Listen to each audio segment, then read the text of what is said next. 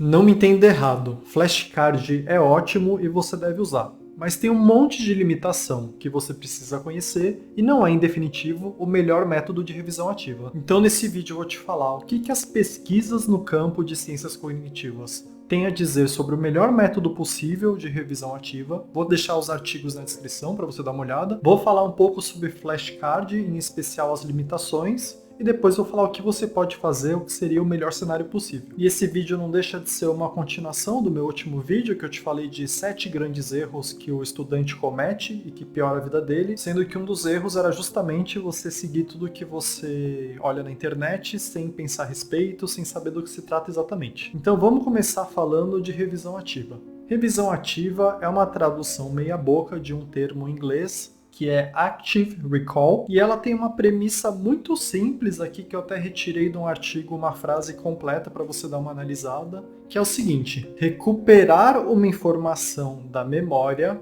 produz uma melhor retenção do que estudar uma informação novamente. E aí a tradução, a consequência disso, porque a gente tem falado de revisão ativa e porque a gente considera que seria um melhor método de aprender e de lembrar as coisas, é o seguinte: você pegar o seu caderno ou um livro e ficar vendo ele, lendo ele de tempos em tempos, não vai fazer com que você absorva tanto a matéria como você absorveria se você fizesse esse processo que a gente chama de processo ativo, ou seja, lembrar sobre aquilo por conta própria, sem um estímulo, que é o que o artigo vai chamar de recuperar da sua memória. E aí tem uma consequência para essa frase que está meio implícito e que você precisa dar uma pensada a respeito, que é o seguinte: nesses processos de recuperar da memória, você não vai ter um método que seja puramente uma revisão passiva ou puramente uma revisão ativa. Os métodos funcionam dentro de um espectro, eles vão ter um pouquinho de um e um pouco do outro. Então, por exemplo, quando a gente vai pegar o que a gente chama de revisão passiva, que seria você pegar suas anotações e ficar relendo ela de tempos em tempos, você não vai estar puxando muita coisa da sua memória, você vai estar lendo aquilo no caderno todas as vezes. Mas quando você lê uma informação, automaticamente seu cérebro busca outras informações parecidas ou que tem alguma conexão com aquela matéria que você está vendo. Então seria uma revisão muito passiva, mas tem um pouquinho de ativa no meio.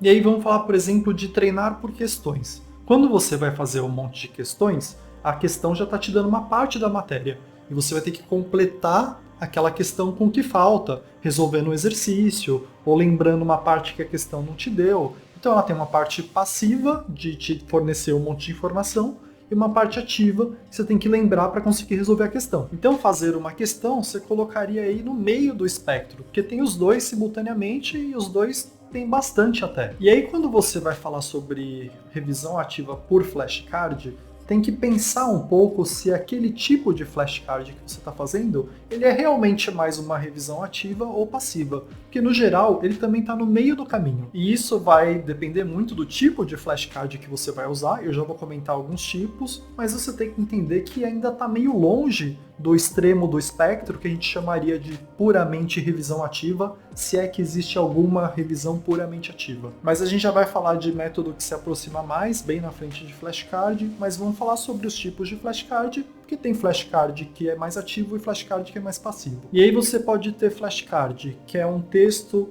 quase completo, mas com algumas lacunas, e você tem que completar as lacunas. Aí você percebe que é bastante passivo até esse flashcard, que a maior parte da informação o flashcard está te dando e você tem que lembrar algumas palavras, que seria a parte ativa desse método. E aí você pode ter, por exemplo, um flashcard que te dá um desenho e você tem que dar o nome de cada parte do desenho.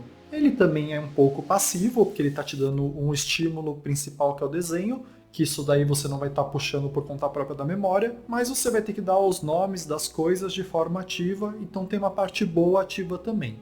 Aí você tem um outro tipo de flashcard que vai te dar só um mnemônico e você tem que completar esse mnemônico inteiro da sua memória. Esse é um pouquinho mais ativo que o anterior, porque o seu estímulo inicial são só algumas letras e você tem que preencher por conta própria. E aí você ainda pode ter um tipo de flashcard que eu acho que é até mais ativo que os outros, que ele te dá uma pergunta bem abrangente e curta, e aí você tem que responder por conta própria essa pergunta com várias palavras e desenvolver um raciocínio, e aí seria uma parte ativa muito maior do que a parte passiva. E esses são alguns exemplos, tem muito mais, mas para eu te mostrar que mesmo quando você fala em flashcard, ainda tem variações dentro desse espectro de se é uma revisão ativa ou uma revisão passiva. E aí tem mais uma informação de artigo que eu quero te passar sobre revisão ativa, mas só para concluir essa primeira parte sobre esse espectro, é te falar que tem algo que é mais ativo do que o que eu já falei até agora. Para ser mais ativo, a gente tem que voltar naquela primeira afirmação que é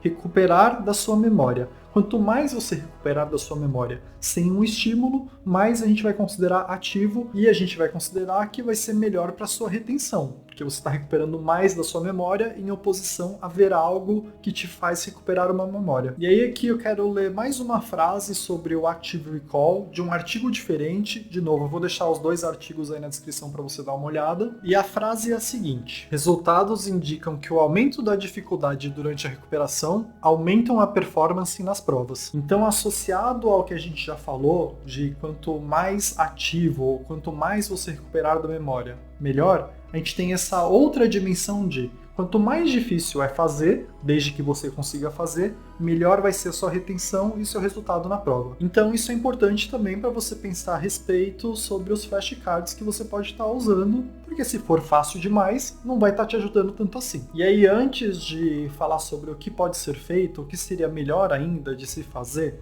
vamos fazer uns últimos comentários em relação a flashcard.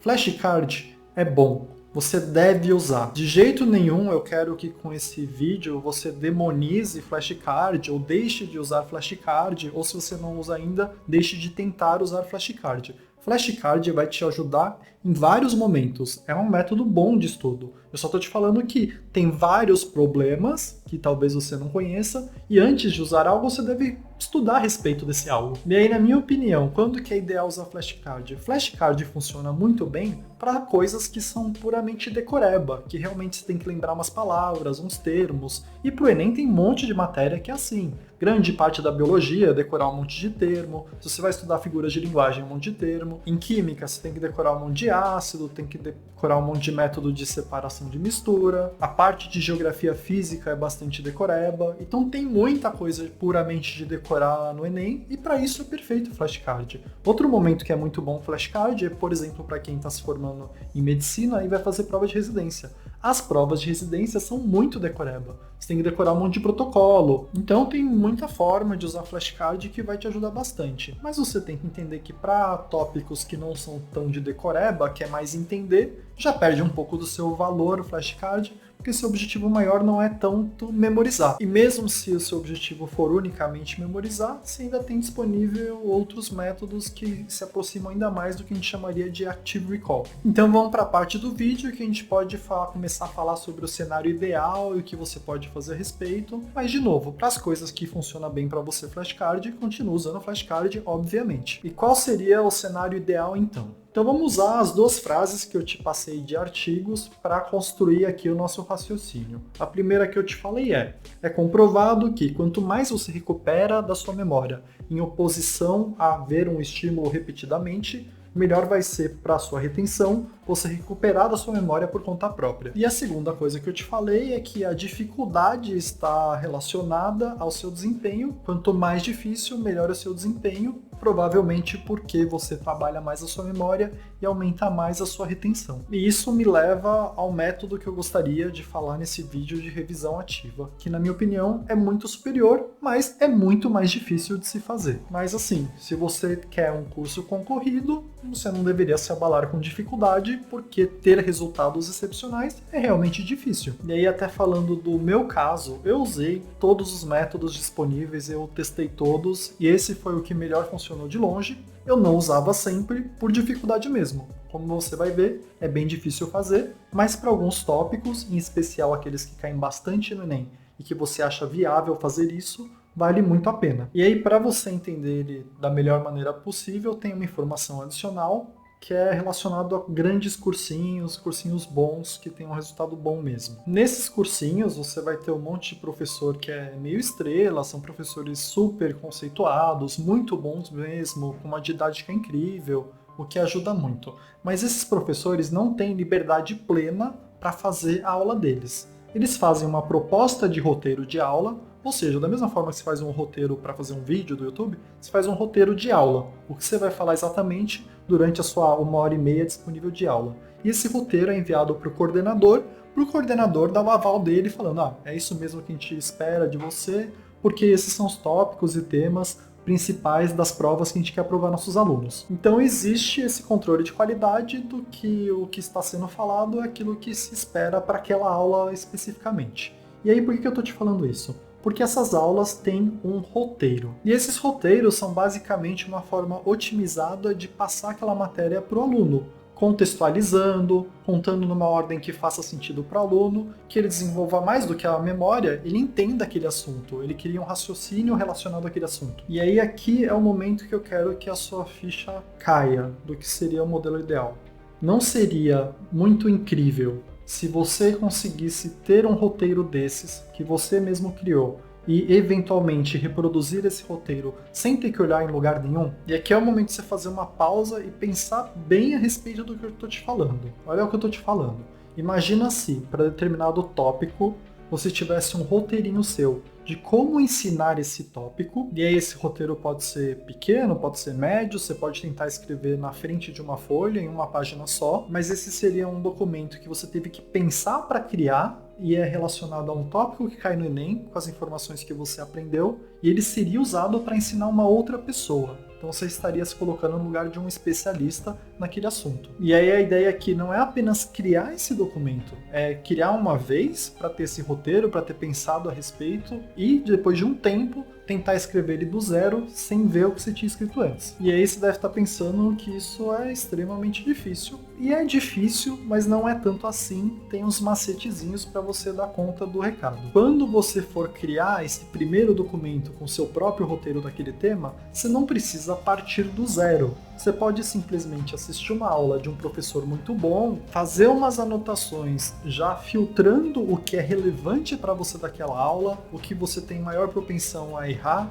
o que você acha mais importante, o que tem mais chance de cair no Enem em oposição a outros vestibulares, e fazer um roteiro resumido de uma aula de um bom professor. E eu tinha como objetivo meu tentar fazer certas aulas em apenas uma página, justamente já pensando enquanto eu fosse tentar fazer uma revisão ativa daquela matéria. E aí usar essa página como um modelo padrão que eu deveria tentar replicar eventualmente sem olhar para essa página. E esse seu mini roteiro não precisa ser uma coisa estática, conforme você vai aprendendo mais sobre os assuntos ou fazendo questões que você tem umas descobertas novas sobre esses temas, você vai para sua folha e complementa ela com uma cor nova, atualiza ela e deixa ela melhor ainda. E aí quando você for para revisão, o seu objetivo vai ser replicar essa folha sem ter olhado ela antes, mas claro que as primeiras vezes vão ser muito difíceis, você não vai conseguir preencher quase nada da folha, mas aí você pega a sua folha, anota tudo o que você esqueceu, e a próxima vez que você for tentar fazer do zero, você vai ver que você vai lembrar bem mais do que a vez anterior.